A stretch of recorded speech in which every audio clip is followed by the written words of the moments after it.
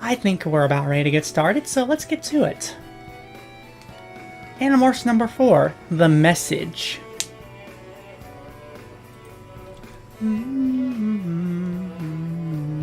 Got 25 chapters, but I think we can get through them all today. Chapter 1. My name is Cassie. I can't tell you my last name. I wish I could. But I can't even tell you what town I live in or what state. We have to disguise our identities, we Animorphs. It's not about being shy, it's about staying alive. If the Yeerks ever learn who we are, we're done for. If they don't kill us outright, they'll make us controllers. They'll force a slug into our brains that'll take control of us, making us slaves. Tools of the Yeerk invasion of Earth. And I really don't like the idea of being under control of an alien. I don't like the idea of being dead either. On the other hand, there are some things I do like about being an Animorph, some very cool things. Take the other night. It was late, I should have been in bed. But instead I was in my barn, getting ready to turn into a squirrel. Technically, the barn is really the wildlife rehabilitation clinic. My dad's a vet, and so is my mom, but she works at the gardens, this big zoo. The clinic is just my dad and me. We take in injured birds and animals and try to save them, then release them back to their natural habitats. And that's where I was, in the barn. Surrounded by dozens of cages full of birds, from a mourning dove who run into a car windshield to a golden eagle who was almost electrocuted by a power line. In our part of the barn we have bigger cages for badgers and opossums and skunks and deer, and even a pair of wolves who are poisoned. On the other end, far from the wolves, we keep our horses. Okay, Lucky, take care. There's an operating room and a couple of small recovery rooms too. But back to that night. Have you ever seen a squirrel in a park? They're constantly alert, constantly looking around, like every minute they're thinking, hey, what's that? So I knew if I morphed a squirrel, all that nervousness and fear would be part of me. It'd be something I had to deal with, controlling their animal instincts, the animal mind that comes to the body. So there I was in a gloomy barn with just a yellow overhead bulbs to light the room. Why was I there? Because someone, or something, was sneaking in and getting the birds. We lost a patient the night before, a duck. And because I couldn't sleep anyway, I kept having these dreams. But they weren't normal dreams somehow, more like, I don't know, they were just really strange. Relax, Magilia, I whispered to the squirrel in my hands. This won't hurt at all. I pulled some chestnuts from my pocket and handed him one. Another nut fell to the floor. Some morphs are easy and some are terrifying. When I was a horse, it was cool. When I became a trout, that was a little more weird. This whole time I kept thinking how someone would fry me and serve me with tartar sauce. And I don't like tartar sauce. Squirrel, I told myself. I was trying to get to the feeling what might be like to be the animal before I start morphing. The first change in my size, I started shrinking. It was a very strange feeling. You see, you feel like you're totally standing still, but the ground keeps coming up towards you. And the ceiling's moving away. Door handles aren't where they should be. All of a sudden they're over your head. I shrunk to maybe 2.5 feet from my arms started shrinking back into my body. Right at that point, the real Magulia tore out of there. He ran to his cage, got in, and I swear this is true, closed the door. Squirrels are pretty smart. I still had normal, though short legs. My arms were stunted. I had a normal number of fingers, but they were tiny now, way too small for my body. My ears shot aside my head to rest on top. Small, soft gray fur spread over my body in a wave. My face puffed out and grew pointed. And then the strangest thing, my tail sprouted out. Most cool, it wasn't a squirrel yet. I was still half human, the size of a small child. And my tail just shot about 2 feet long. Much longer and bigger than I would be when I was totally squirrelified. I tilted my head back and I could see a bushy gray tail arcing over me. Really cool. My legs tucked in, I went down on the ground on the cement floor of the barn. I suddenly discovered I hadn't swept or mopped as well as I thought I did. Basically, you can see in your face an inch from the floor. Then a squirrel brain kicked in. Whoa! Yow! Man, did I have energy. Like I was plugged into 1,000,000 volts. I was supercharged. My slow, sluggish brain was just blown away by a sudden explosion of energy. A noise! What's that? I cocked my ears. I spread my head, focusing my big eyes. A bird in a cage. A new sound. What was it? I spun around. No, wait, what was that? And that. And the other sound. Predators! They're everywhere. I was surrounded. Predators! Birds! Big birds with nasty claws all around me. Oh wait. There's a nut. Ooh. A nut. Predators! Alert! I scampered on the floor. Look right. Look left. Sniff the air. Oh yes, predators. I smelled them. Heard them. Birds. A wolf. A badger. Predators! Run. But wait. Was that a nut? I threw a nut. Yes! Chestnut! I seized my front little claws and immediately chewed a hole in it. Excellent. Wonderful. Chestnut. And I had it. No one could take it. It was mine! Haha! A noise. What? Predators! Don't drop the nut. Run with the nut. Run! With a nut stuffed in my jaw, I ran. I ran straight up the wall, straight up. And as that moment, Tobias decided to show up. Oh, jeez. Squirrels. Yeah. Chapter 2. Tobias flew in for the hayloft overhead. Unfortunately, my squirrel mentality, my human brain just barely holding on, didn't realize it was him. It looked to me like a red-tailed hawk, a bird of prey, and this one wasn't in a cage. This one was flapping in high rafters. He had talons like steel and a hooked beak that could open me like a can of beans. I felt his eyes on me. Run, run, run, run, run, run. I didn't know what to do. I mean, me, the human being named Cassie, I didn't know what to do, but I knew I had to get control of the squirrel. It was so hyper, but the squirrel knew what to do. Zoom! I ran right up a wall. My little claws grabbed the tiny splinters and cracks in the wood and shot at terrifying speed. If you've never been a squirrel, and you haven't, you probably don't have any idea what it's like to run up. The wooden walls like a floor to me, but at the same time I knew the difference between up and down. I knew I'd fall, I'd be down. And if it was you running across the floor of your house, you tripped, you'd fall back against the wall. Very odd. Tobias came to rest on a rafter, his eyes at me, and I froze. I froze completely. Not even my tail twitched, just clung to the wall and froze, but I couldn't keep it up. That torrent of squirrel energy would not let me sit still for very long. Suddenly, with a barely glanced sigh, I launched myself through space and flew. I mean, just jumped and hurled for the airport, seemed like half a mile, but it was really just 10 feet. Slam! Land on a wooden beam to run along his horse stalls. Bad move. Tobias had seen the movement. Out of the corner of my eye, I saw his vast wings open. He swooped down, talons raked forward, but then a new movement. Something large and furtive. A board on the side of the barn pushed open. A head poked inside. It was just below me. An intelligent, alert face looking up at me and wondering if I was dinner. A fox. Aha! My mystery bird killer. I didn't control the squirrel brain. It always takes a minute for a new morph at least to control these instincts, but I didn't have one. Tobias swooped and suddenly there was insanity everywhere. Birds on every cage began to squawk and shriek. Wolves in the next room started to howl. The wolves were whinnying and shrilly. Tobias sheared away, startled, but too late I jumped again. And now I fell toward the straw-covered floor of a stall, falling toward the fox. I hit the ground and blew out of there, leaving a storm of dust and straw in my wake. The fox came after me and he was fast, very fast. Tobias, help! I yelled in Boss Speak. What the? Is that you, Cassie?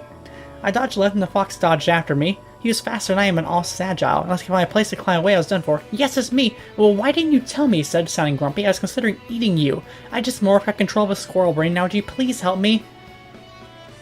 The fox's jaw snapped at my tail and I felt his teeth comb the fur. Good grief, Tobias said. He opened his wings and came hurling down straight at the fox. No! No hurt fox! No hurt fox! The fox saw a shadow of the big hawk and he stopped dead in his tracks. Too late, Tobias raked at him with his talons and shot past. The fox died just more trouble he needed and bolted for his secret passageway. Okay, so the fox isn't hurt, it just got spooked. Fox is safe. Okay. Tobias came to rest on a crossbeam and looked down at me with his fierce gaze. Cassie, why are you here at midnight turning into a squirrel? I was already starting to go back to human shape. Well, we had some birds taken the last couple of days. I figured it'd be a badger, a raccoon, or a fox. We can figure out how he's getting in. So I decided to morph and wait to see when he shows up. Well, I can't criticize anyone else to rescue birds, he said. He fluffed his wings, kind of preening some feathers. I was halfway back to human shape, growing up from the floor, feeling my lynx wrapped beneath me, but my human mouth wasn't back yet. What are you doing here, looking for a squirrel sandwich? He'd also accepted the fact he was permanently stuck as a hawk. Recently I'm gonna hunt and eat like one. He's a little sensitive, but I thought if I made a joke he wouldn't realize he would realize I wasn't grossed out or anything. Squirrel sandwich? Nah, it's thinking barbecue. Sorry I scared you. It's okay, my friend, I said in my own voice. My mouth had morphed, I was back to normal, but all his huge tail still poking out the back of my morphing outfit. Normal for me is about average height, I guess. Whatever average is. I'm kind of solidly built, not skinny or fat. With hair I keep short, it's not like messing with it. My friends would tell you I'm not exactly Miss Fashion. Mostly if you want to know what I look like, just picture a girl in overalls and leather work gloves. Biting her lips, she concentrates on trying to force a pill down the throat of a badger. Jake once took a picture of me doing that. He has it next to his computer in his room. Don't ask me why. I'd be glad to get a picture of me in a dress or something. Rachel would even loan me a dress, but Jake says he likes the picture. Oh, that's cute. I hear something, Tobias said, suddenly alert. I strain my ears, but human ears are so lame. I was saying animal can hear better, but then I heard it too, a voice. Is someone there? My father. You still have a tail. Too late, the barn door swung open. My father stood there, blinking sleepy and holding a flashlight. Cass? What are you doing out here?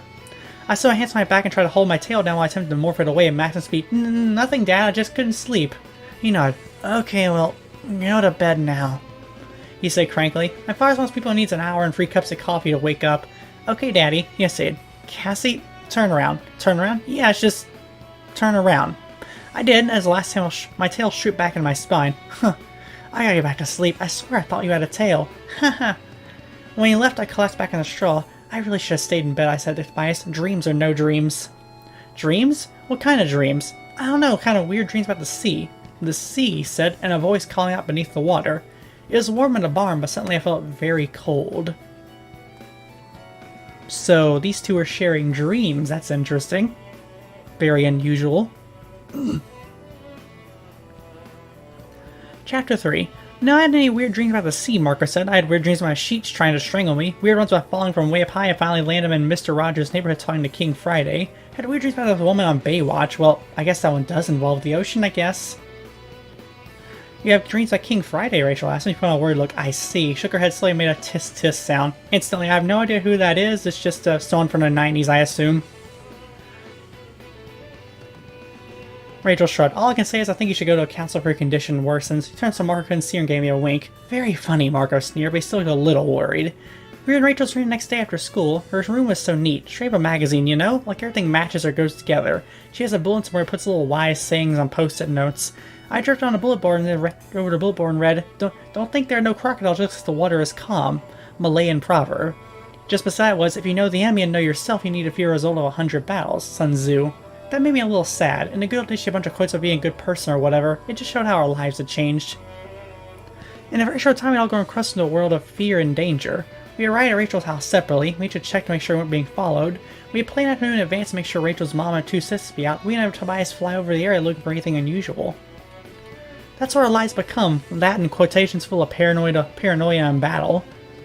Jake didn't say anything yet. Tobias and I both told him we were strangely identical dreams.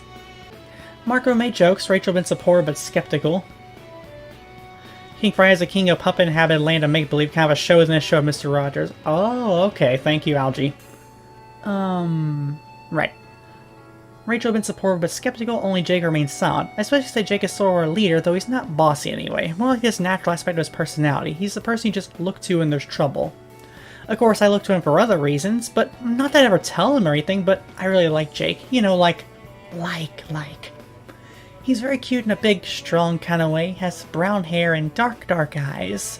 He seems very serious so you get to know him, and then you realize he's still pretty serious, but he also knows when to laugh. He has to know when to laugh because Marco's his best friend since they were in diapers. They competed and fought and disagreed the whole time. Marco's mission in life is fun humor and everything, even his best friend. Marco's kind of cute too, but he's not my type, whereas his brown hair, long eyes, his amazing eyelash I'd love to have myself.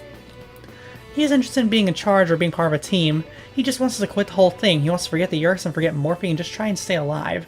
But at the same time, it's Marco is very aware of all the security problems. He just wanted to make sure he never discuss anything on the phone where enemy ears are listening in. Rachel's my closest friend. She has been for years. How can I explain Rachel? First of all, she and Jake are cousins. They have a lot in common. They seem very strong people in that family because she's the strongest person I know. It's like nothing ever intimidates her. She's totally fearless, or at least she seems that. To look at her, you'd think, oh, she grew up to see an airheaded model, but she's very tall and pretty and blonde. But I pity anyone who mistakes her for a wimpy airhead. Sometimes I think she likes the way everything's worked out. Like all along there's this Amazon warrior locked up inside her, and now she has an excuse to bring it out. But she's not a person who believes in dreams much. Well, okay, if you're done with dreams, let's... Rachel, Jake said, I think I have something maybe interesting. He pulled a video cassette out of his bag. Cool, let's watch a movie, Marco said.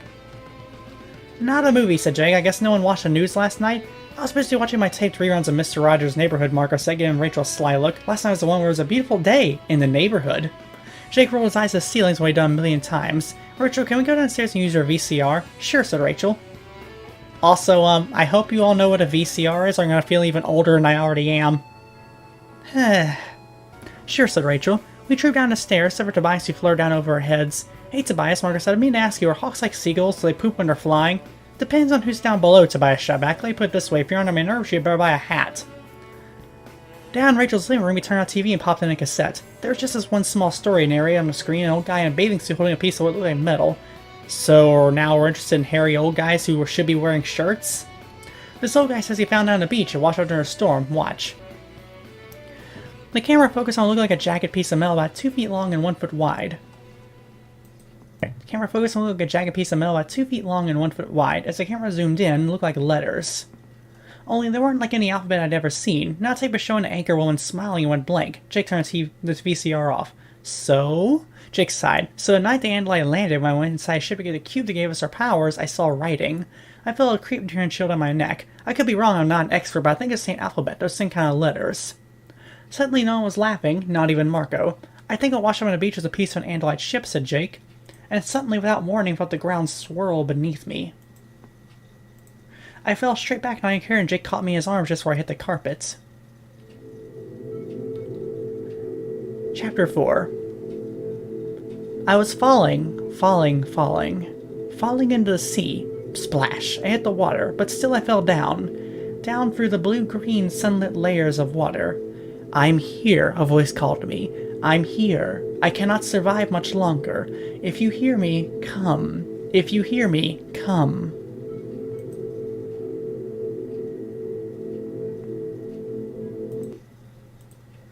Suddenly I opened my eyes and I stared up at Jake's concerned face. Glancing across the room, I saw Rachel with a telephone to her ear preparing to dial. She's awake, Jake said. I still better call an ambulance, Rachel said.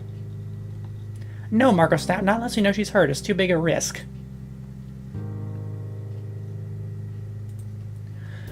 Rachel's eyes flared away doing someone tells her something she don't want to hear. I'm calling 911, she said tersely. No, Rachel, I'm okay, I said. I sat up. My head felt a little woozy, but I was alright. She hesitated, her fingers on the keypad. What about Tobias? I saw across the room him spread on the floor, one wing crumbled beneath him. He looked dead. I jumped up and ran to him. Rachel, Cassie seems okay, and 911 can't help Tobias, Jake said. She placed her receiver and ran to Tobias. He's not dead, I said. I could feel him breathing. It is something as I had, he woke up. His enormous brown hawk eyes open, instantly fierce. His first reaction was pure hawk. He hopped up and flared. They flared just the way cats do when they're trying to intimidate someone. They hunch their shoulders and fluff with their feathers, try and look bigger than they are. Everyone stay still, I said quickly. It's okay, Tobias, we're just out for a minute. He quickly gained control. That was strange, he said. It happened to me too. I passed out. Now I had to dream again. Only so I can hear a voice, or at least I heard thought speech. Me too, Tobias confirmed. Okay, this is getting weird, Rachel said, because I thought I felt something too. Yeah, Jake agreed. Marco nodded. I know this is crazy, but it's like someone sending out a distress signal, like they're calling for help. Only this someone's in the water, under the water or something. Seeing that video, seeing the writing, sounded like the message grew stronger.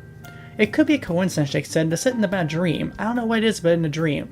I even halfway saw something, like some kind of communication. Well, that's all interesting, Marco said, but so what? I mean, are we getting some kind of psychic message from a little mermaid? What do we do about it? Jake looked at me. Cassie? Was the voice in your dream a human voice? I'll start with a question. I hadn't really thought about it. I actually laughed. When you asked me, the first thing that popped in my head was, no, it wasn't. I laughed again, but that doesn't make any sense. It's not human, Tobias said suddenly. I understand the meaning of what it's saying, but it's not human. It's not speaking in words, really. So what is it, Rachel said. A yerk? I let my mind drift back to the dream, try to hear a sound in my head again. Not a yerk. It reminds me of something or someone.